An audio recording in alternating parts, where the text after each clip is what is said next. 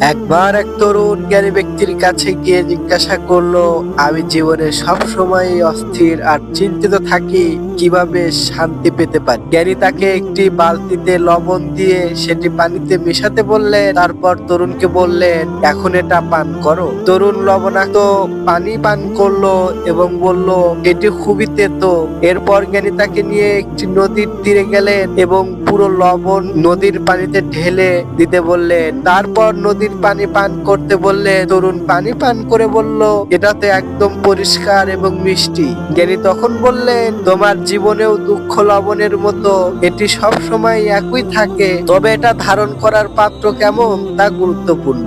যদি তোমার মন ছোট হয়, দুঃখ কষ্টকর মনে হবে, আর যদি তোমার মন বড় হয়, তখন সেই দুঃখ তোমার উপর প্রভাব ফেলবে না। প্রিয় মুসলমান ভাই, জীবনকে ভালোবাসা ও সহানুভূতির সঙ্গে গ্রহণ করো, তবেই শান্তি আসবে।